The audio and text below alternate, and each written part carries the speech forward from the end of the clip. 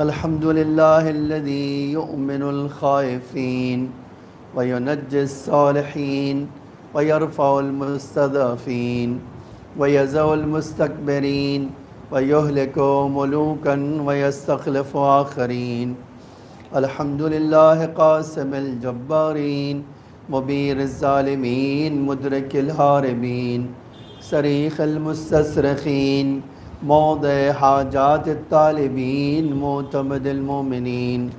والصلاة والسلام والتحية والإكرام على بشير النذير والسراج المنير حبيب إله العالمين أبي القاسم المصطفى محمد.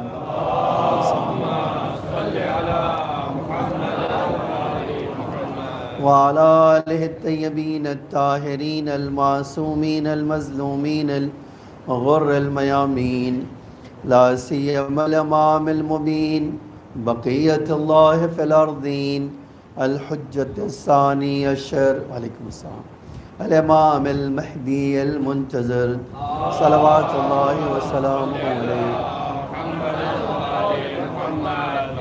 أما بعد فقد قال الله تعالى في محكم كتابه المجيد وفرقانه الحميد وقوله الحق. بسم الله الرحمن الرحيم. إن الذين قالوا ربنا الله ثم استقاموا فلا خوف عليهم ولا هم يحزنون.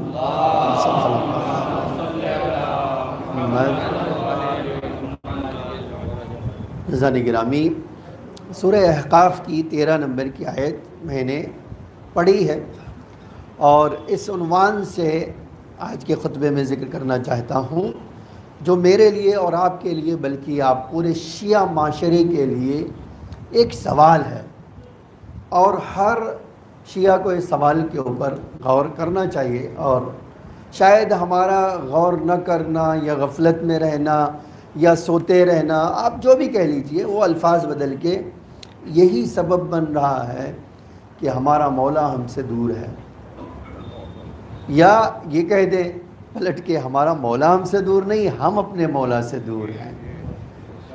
اور خود جب یہ سوال کہ مولا ہم آپ سے کیوں دور ہیں، تو اس کے جواب میں خود امام زمانہ نے کیا فرمایا؟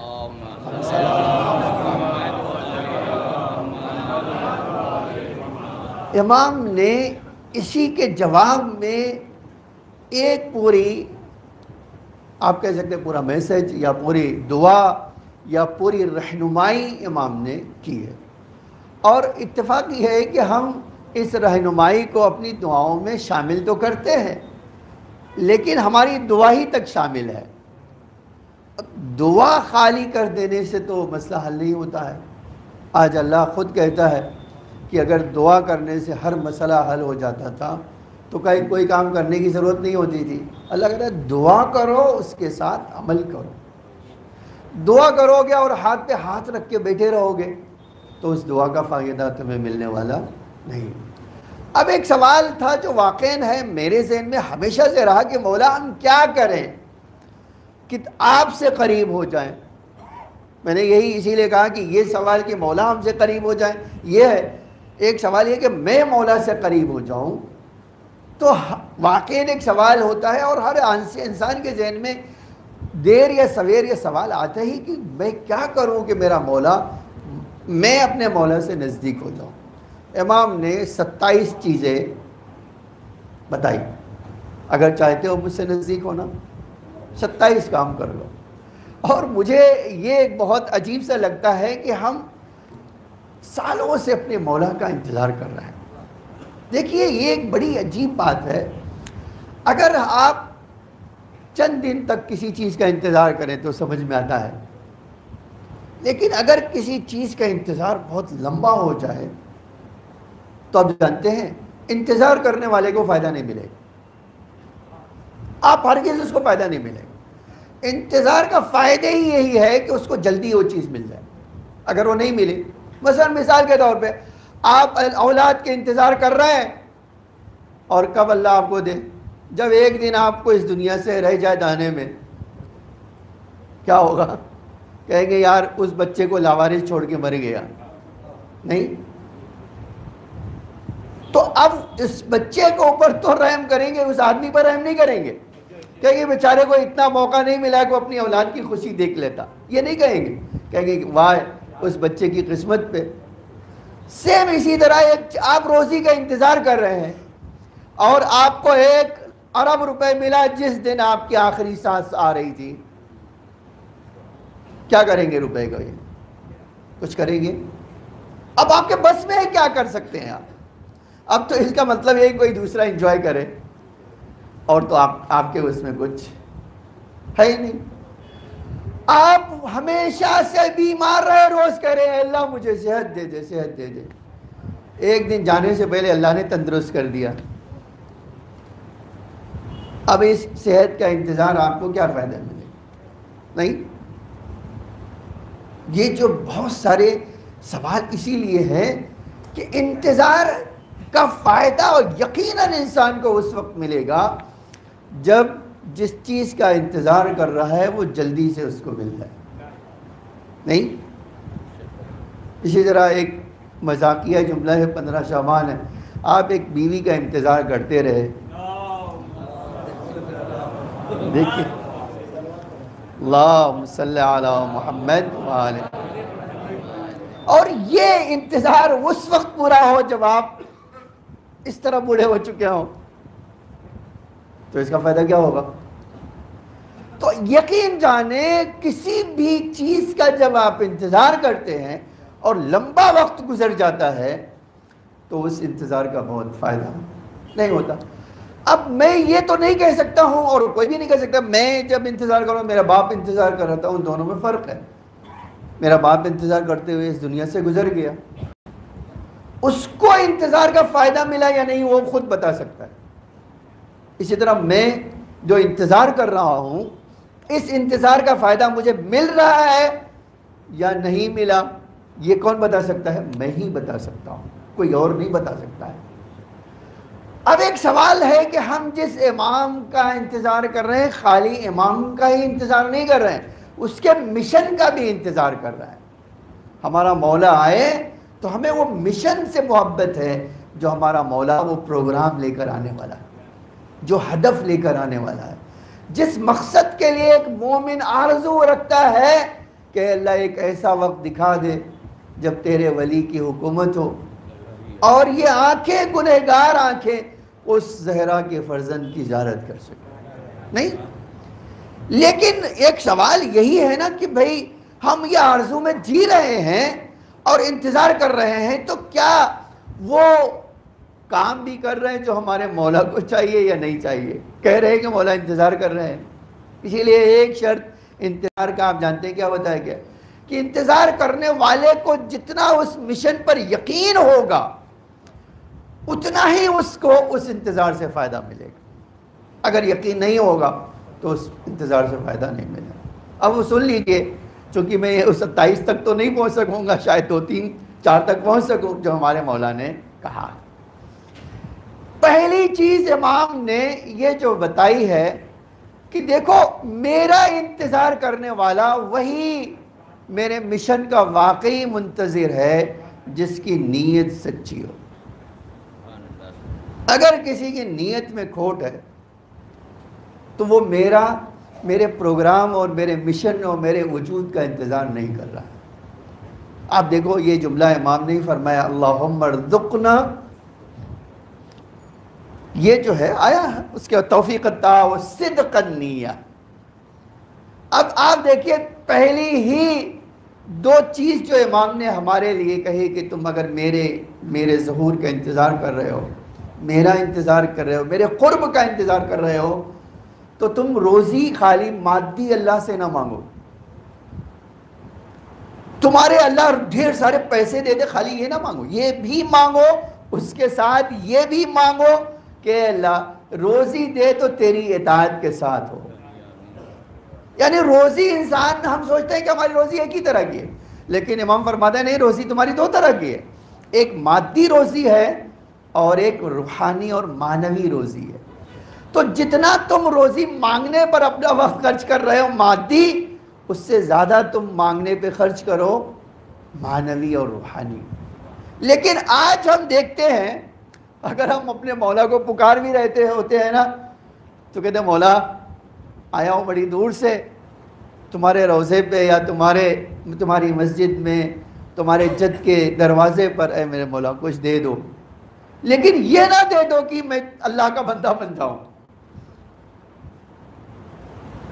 بہت کم لوگ ہیں جنہوں نے یہ کہا ہو امام سے کہ مولا کچھ ایسا کر دو کہ تمہارا بندہ بن جاؤں۔ واقعی یہ بہت جو ہے مشن پر یقین نہ ہونے کی بنا پر ایسا ہے، ورنہ ہم جانتے ہیں، ہر آدمی ہم بھی جانتے ہیں، ہم دعائے فرج جب پڑھتے ہیں تو ہم دعائے فرج میں پڑھتے ہی ہیں کہ اے مولا جس دن تم آ گئے تو تمہارا لیے خالص اور نہیں ہوگا، ہم سب کے لیے فرج ہوگا۔ اے میرے مولا جس دن تم آ گئے، میں ایک مثال دوں، آپ دیکھیں ہمارے وہاں ایک ذمہ داری امام کی کیا بتائی گئی ہے، کوئی آدمی اگر مقروض ہو جائے اور اس نے افراط اور تفریط نہ کیا ہو تو ہمارے مولا کی ذمہ داری ہے کہ وہ قرض ادا کر دیں۔ ہمارے مولا کا کام ہے یہ کہ وہ اپنے چاہنے والے کا قرض ادا کر دیں، ایک ہی شرط ہے کہ اس نے یہ پیسے لہو لاہ میں خرچ نہ کیا۔ تو جس کا مشن یہ ہو کہ میرا کوئی چاہنے والا مقروض نہ ہو، اب ایسی صورت میں میں کہوں کہ مولا پیسہ دے دو تاکہ قرض ادا کر دوں، تو بہتر نہیں کہ تم اسی کو بلا لو جو خود قرض ادا کر دے گا۔ لیکن عجیب ہے کہ میں یہ دیکھتا ہوں کہ ہماری دعاؤں میں، آپ کی دعاؤں میں یہ ہوتا ہے کہ ہمیں پیسے دے دو فلیٹ خرید لیں، ہمیں پیسے دے دو قرضہ ادا کر دیں، ہمیں پیسے دے دو یہ کام کر دیں، لیکن یہ نہیں کہتے، اور اگر کہتے ہیں تو پتہ بھی نہیں چلتا ہے، اللہم کن تو پڑھ رہے ہوتے ہیں لیکن یہ نہیں پتہ ہوتا ہے کہ یہ کن پڑھنا ہی اس بات کی دلیل ہے وہ آئے گا تو سارے کام درست کر دے گا۔ عزیزان گرامی یہ پریشانی ہماری ہے۔ آج ہم جب کہتے ہو کہ مولا تمہارا قرب چاہیے، امام کہہ رہے ہیں میرا قرب اللہ کی اطاعت میں ہے، تم مجھ سے نزدیک ہونا چاہتے ہو نا، میری نزدیکی تمہارے لیے حاصل ہے، ہو جائے گی تمہیں، ایک کام کر دو، اور یہ کام کر سکتے ہیں ہم نہیں کر سکتے، 100% کر سکتے ہیں۔ پریشانی یہی ہے جو ہم کام کر سکتے ہو اور اللہ سے خالی کہہ رہے اللہ تو کر دے، اللہ کہہ رہے تم تو آگے بڑھو، تم آگے بڑھو گے تو میں تمہارا کام کروں گا نا، خالی دعا کرتے رہو گے تھوڑی آگے بڑھے گا کام۔ آج واقعاً آپ دیکھیں جہاں ہم اللہ کی اطاعت میں پیچھے سے پیچھے اور پیچھے چلے جا رہے ہیں۔ ایک جملہ میں نے کسی شب جمعہ کی مجلس میں کہا تھا، الحمدللہ ہمارے وہاں کھانے کی مجلسیں بہت زیادہ ہو گئیں، لیکن ان کھانے کی مجلسوں کے ساتھ ہم مولا سے بھی قریب ہو گئے۔ آج ہمارے وہاں پروگرامز میں طرح طرح کے کھانے کا انتظام تو ہوتا ہے، لیکن کیا طرح طرح کے پروگرام کا انتظام ہوتا ہے جو اپنے مولا سے قریب ہو جائے؟ تو جب انسان اپنے پیٹ کا انتظام کرنا تو طرح طریقے سے جانتا ہو، کیا اس کو یہ پتہ نہیں کیسے کیسے کون کون سے طریقے جو اپنے مولا سے نزدیک ہو سکتے؟ اور آپ یاد رکھیں یہ امام حسین علیہ السلام نے فرمایا ہے،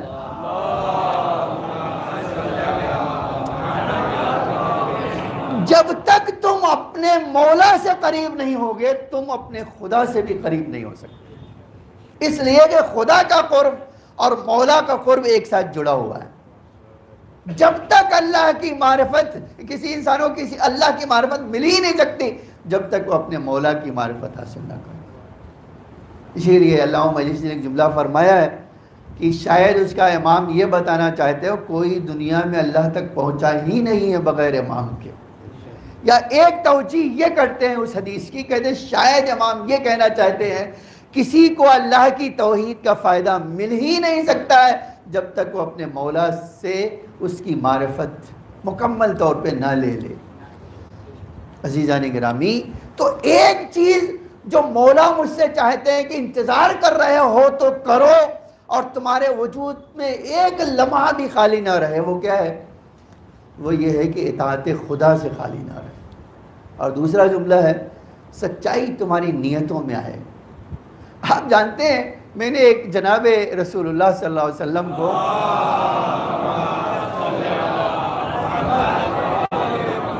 جناب ابو ذر سے کہتے ہوئے نصیحت میں فرمایا ابو ذر میری ایک بات اپنے پلو سے باندھ لو.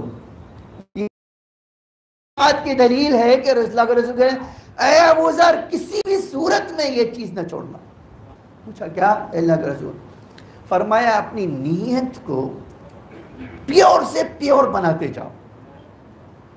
تمہارا کوئی کام خدا کے علاوہ کسی اور کے لیے کوئی کام تمہارا اس کے علاوہ نہ ہو.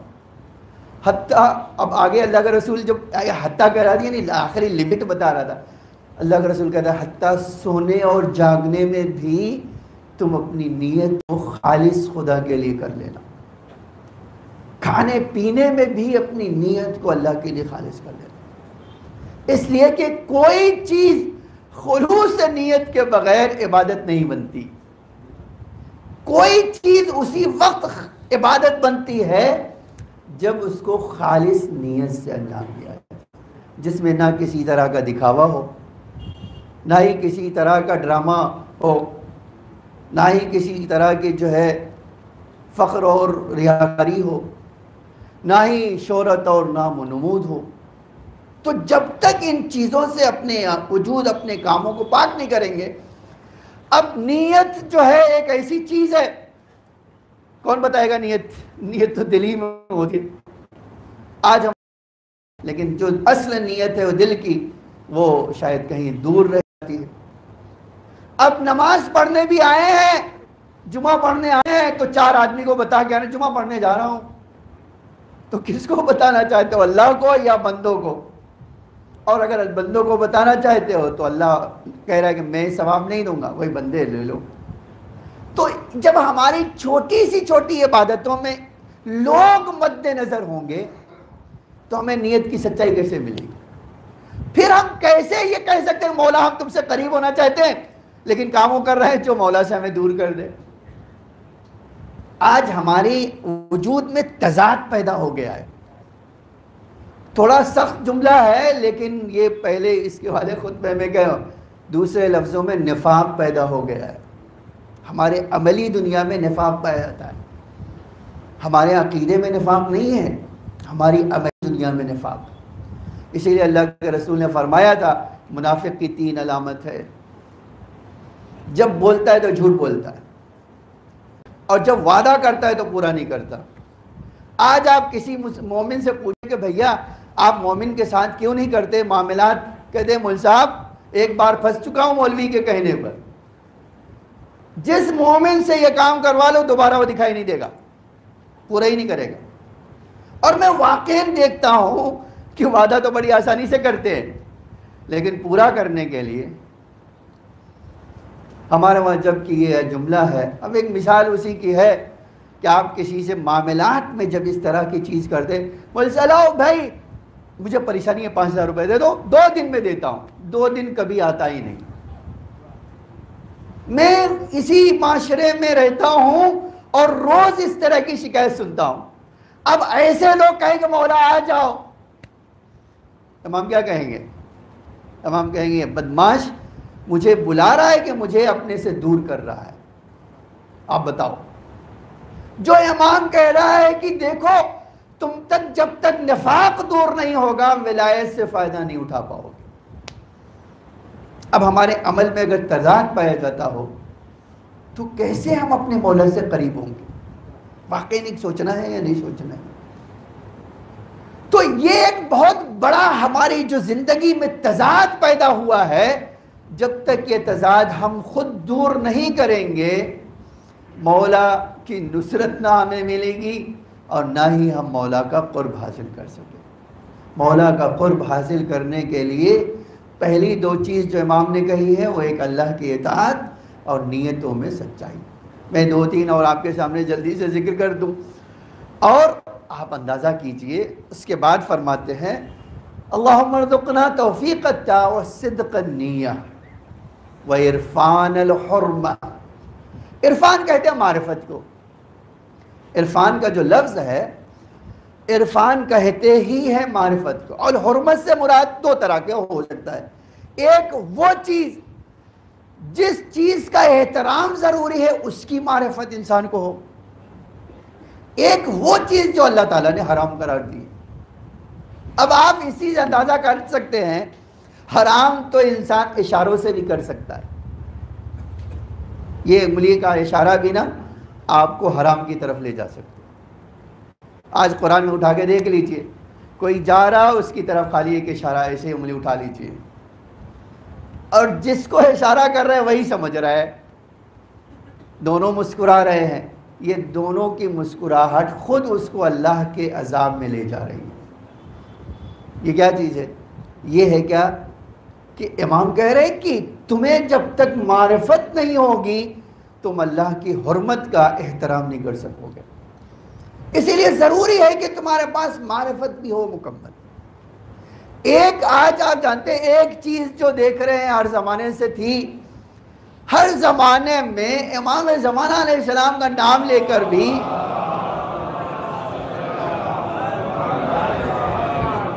مس یوز کرنے والے بہت سارا طرح کے لوگ تھے. کبھی یہ کہ میں امام کا دروازہ ہوں، کبھی مولا نے مجھے تمہارے پاس بھیجا ہے.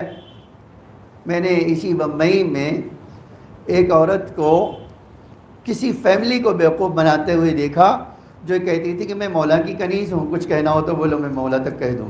اسی بمبئی میں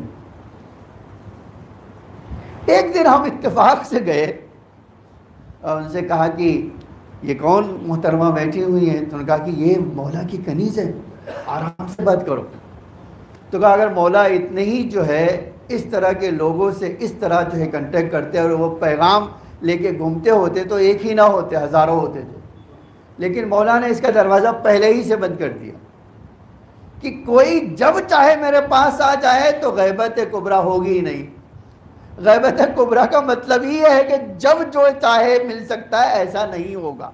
اور جو یہ کہتا ہے وہ جھوٹا ہے کہ میں مولا سے جب چاہوں مل سکتا ہوں. یہ میرے مولا پر ڈیپینڈ کرتا ہے کہ وہ جب کسی سے چاہیں مل سکتے ہیں. اب جب ہم نے ان کو کس کے ڈانٹا کہ کیا یہ بےہودگی ہے تو ان کے اوپر تھوڑا سا اثر ہو گیا. انہوں نے جا کے کہا کہ کیا بدتمیزی ہے، آ کے کہتی ہو کہ میں امام زمانہ ایسا کی کنیز ہوں. بس ایک جملہ نے ان کا وہ بھوت اتار دیا. اور اب معافی چاہتے ہیں تو کہا کیا کیوں ایسا تم نے؟ کہا اس لیے کہ تمہیں مولا کے نام سے بیوقوف بنا سکے. صاف اعتراف بھی کر، مجھے پیسے چاہیے تھا، ایسے تو دینے والی نہیں ہو تو کم سے کم مولا کا نام لے کے تم سے لے لوں. اسی بمبئی کی بات ہے. یہ کیوں ایسا ہوا؟ معرفت میں کمی. امام خود کہہ رہے ہیں کہ اگر عرفان اور حرمہ، اگر تم کو معرفت نہیں ہوئی جو میں چاہتا ہوں، اللہ چاہتا ہے اس کا احترام کرو، تو تم ہمیشہ دھوکے میں رہو. عزیزان گرامی، اسی لیے ضروری ہے کہ معرفت ہمارے پاس ہو تو ناقص نہ ہو، معرفت ہمارے پاس ہو تو مکمل ہو. یہی میں رکتا ہوں خطبہ، ہم دوسرے خطبے میں جاتے ہیں. بسم اللہ الرحمن الرحیم. قل هو الله احد اللہ الصمد لم یلد ولم یولد ولم یکن له کفوا احد.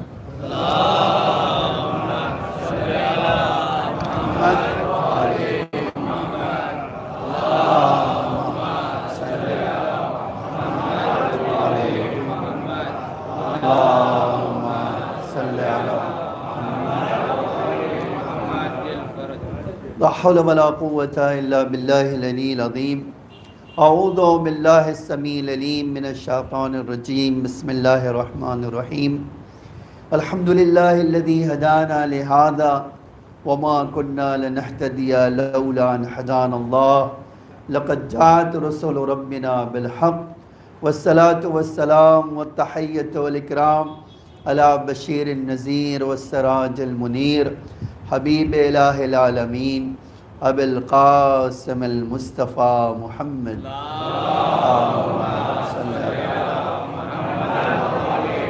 وعلى آلہ الطیبین الطاہرین المعصومین المظلومین الغر الميامین لا سیما الامام المبین بقیت اللہ فی الارضین الحجت الثانی عشر الامام المہدی المنتظر صلوات اللہ وسلامہ علیہ.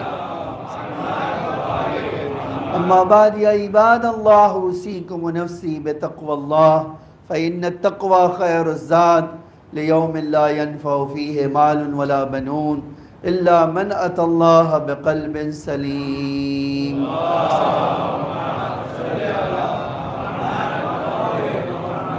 تو ایک چیز جو ہے اب اس عرفان الحرمہ میں دو چیز آتی ہے. ایک حرام، اللہ نے جن چیزوں کو حرام کیا اس کو جانے. آج یہ بھی بڑی پریشانی ہے کہ حرام کر رہے ہوتے ہیں اور پتہ نہیں چلتا کہ میں حرام کر رہا ہوں. آج اس کی ایک مثال کیا ہے، غیبت سے ماشاءاللہ ہم سب کا دامن بھرا ہوا ہے، اور جب کر رہے ہوتے ہیں تو اتنے مزے لے کے کر رہے ہوتے ہیں کہ نہ مجھے احساس ہوتا ہے نہ جس کے سامنے ہو رہی ہے اس کو احساس ہوتا ہے. لیکن آپ جانتے ہیں تہران میں آغا ابوالفضل تھے، ان کے ساتھ بھی یہ پریشانی تھی. لیکن جب مولا کی معرفت ہوئی تو جب کسی سے ملنے گئے اور اس نے غیبت شروع کیا تو وہ رونا شروع کر دیتے اور ان کی آنسو، تو لوگ گھبرا دیتے کیا بات ہے، ہم تو بات کر رہے ہیں. فرمایا میں آیا تھا تم سے ملنے اللہ کا قرب حاصل کرنے کے لیے، لیکن تم کوشش کر رہے ہو کہ میں اللہ اور اپنے امام سے دور ہو جاؤں. اب میرے پاس دو ہی راستہ، میں بیٹھ کر اپنے پر رہوں اور تمہارے لیے رہوں، یا اپنے مولا سے دوری کے لیے رہوں. تو میں تمہارے لیے رو رہا ہوں، اپنے لیے بھی، اور اس بات پہ بھی رو رہا ہوں کہ میرا مولا مجھ سے ناراض ہو رہا ہوں.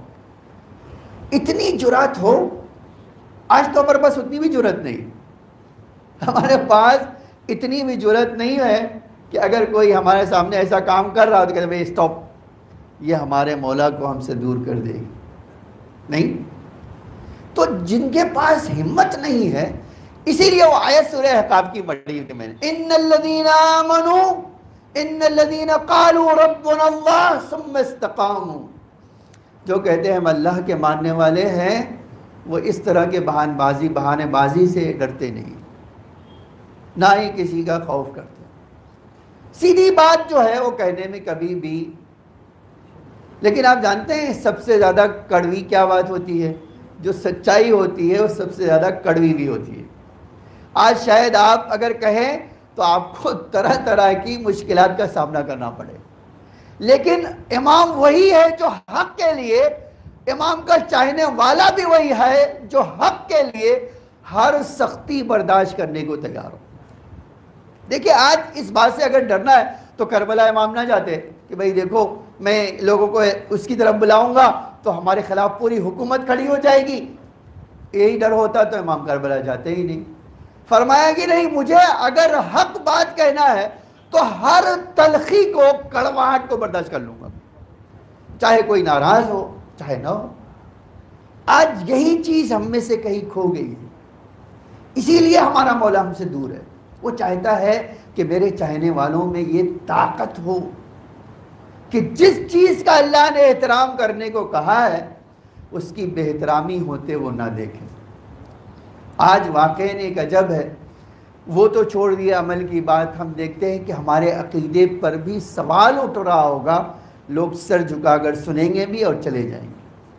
جبکہ اسی قرآن میں ہے کہ اگر تم نے اللہ کے اوپر ایمان رکھا ہے تو تم اس ایمان پہ ڈٹے رہو.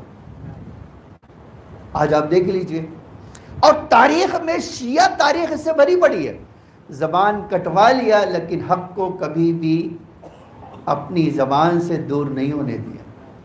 نہیں، آج آپ تاریخ شیعہ اٹھا کر دیکھ لیجیے. اسی ہندوستان میں قاضی نور اللہ شستری کو صرف حق کہنے کے، لکھنے کے جرم میں مار دیا گیا. مرنا قبول کر لیا لیکن یہ نہیں کیا کہ حق سے ہاتھ اٹھا لیں. عزیزان گرامی، یہ ہے انتظار کا فائدہ. اگر آپ سچی نیت سے اس پر نہیں عمل پیرا ہوئے، اس انتظار کا کوئی فائدہ نہیں ہوگا.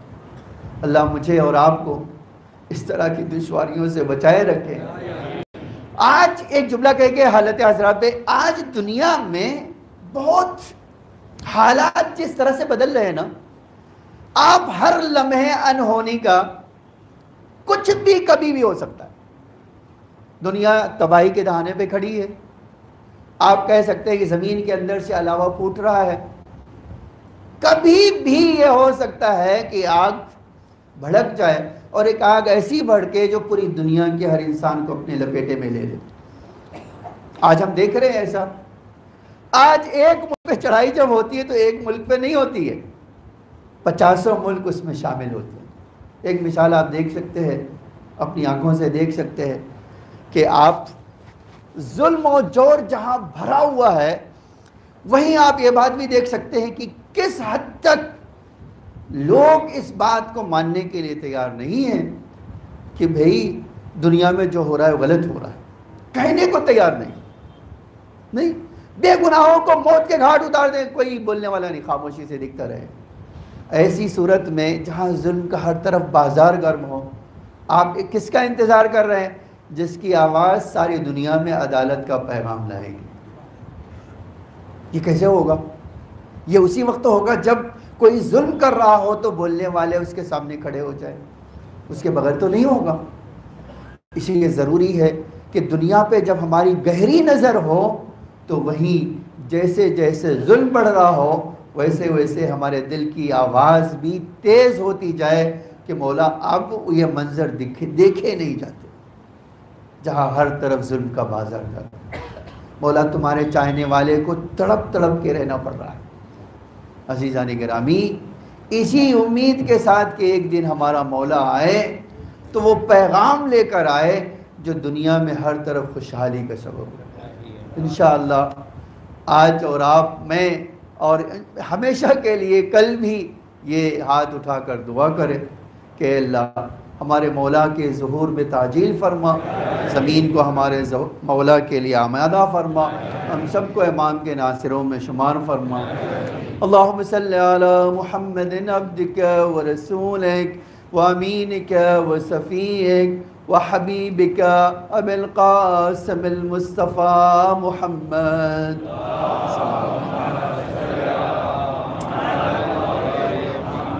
اللہم صلی علی علی امیر المومنین و وسیع رسول رب العالمین اسد اللہ الغالب الغالب کل غالب المطلوب کل طالب امیر المومنین علی ابن ابی طالب علیہ السلام.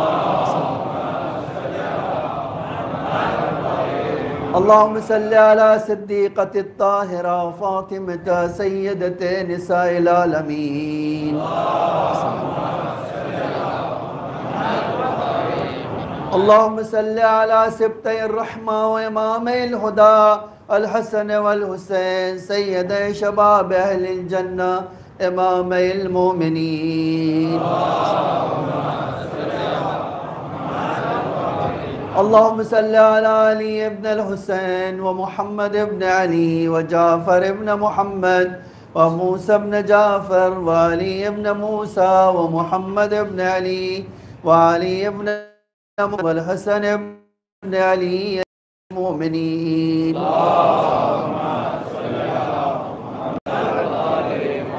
اللہم صلی علی ولی امرک القائم المعمل والعدل المنتظر امام المؤمنین. اللہم صلی علی فاطمة و ابیہا و بعلہا و بنیہا وسر المستودع فیہا بعدد ما حاط به علمک. اللہم ادخل علی اہل القبور السرور. اللہم اغن کل فقیر.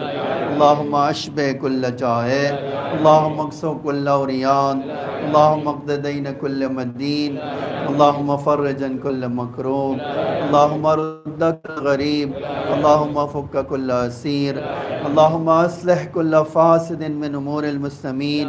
اللہم اشف کل مرید. اللہم سد فقرنا بغناک. اللہم غیر سوء حالنا بحسن حالک. اللہم اقض عنا الدین واغننا من الفقر انک علی کل شیء قدیر.